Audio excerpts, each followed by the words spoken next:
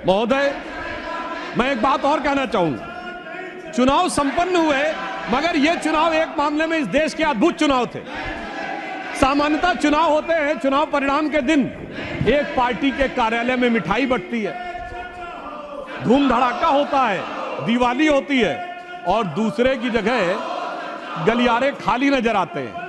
मगर ये चुनाव एक ऐसे चुनाव थे महोदय जहां दोनों जगह मिठाई बंट रही थी, दोनों जगह पटाखे छूट रहे थे, भाजपा कार्यालय में भी और कांग्रेस कार्यालय में भी। ऐसा क्यों हो रहा था? हमें तो स्पष्ट बहुमत मिला, लगातार तीसरी बार सरकार बनाई, मगर वहां पर तालियां क्यों बज रही थी महोदय?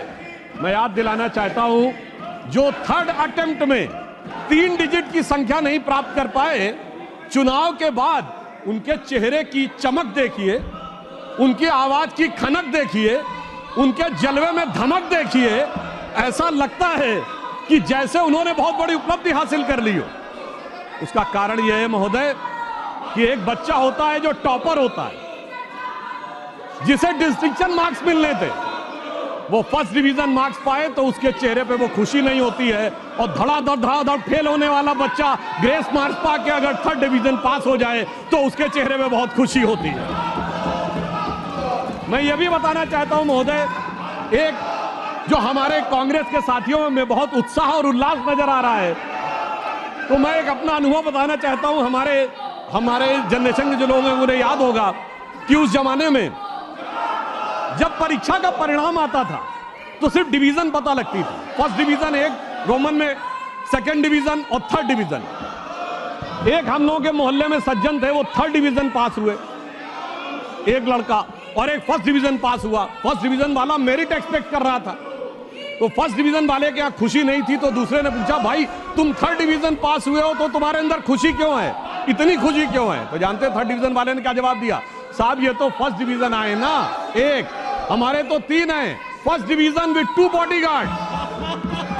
तो ये हमारे सहयोगी फर्स्ट डिवीजन विद 2 बॉडीगार्ड्स का जो उल्लास मना रहे हैं, उनके लिए मैं बताना चाहता हूं कि वस्तु स्थिति यह है कि 3 साल मिलाकर 42, 44, 52 और 99 मिलाकर इनके उतने नहीं है जितने अकेले भारतीय जनता पार्टी के 240। मैं ये भी याद दिलाना चाहता हूं, 1984 के बाद से आज तक 40 साल में कभी कांग्रेस को 240 सीटें नहीं मिली हैं। पीवी नरसिम्हा राव जी के समय में 232 मिली थी, बाद में उनकी कुछ सीटें बढ़ी थी, यानी जो 40 साल में मुकाम नहीं हासिल हो पाया, उसके बावजूद उन लोगों की जिस प्रकार की उच्छृंखलता दिखाई पड़ती है, उसके लिए मैं कहना चाहता हूं, इन्होंने कितनी कोशिश कर ली, मगर प्रधानमंत्री जी तीसरी बार स्पष्ट बहुमत के साथ प्रधानमंत्री बनने में सफल हुए। तो इन लोगों के लिए एक बात कहना चाहूंगा मैं, एक लाइन प्रधानमंत्री जी की तरफ से, कि दरिया का सारा नशा उतरता चला गया, वो मुझे डुबाता रहा और मैं उभरता चला गया। दरिया का सारा नशा उतरता चला गया, वो मुझे डुबाता रहा और मैं उभरता चला गया।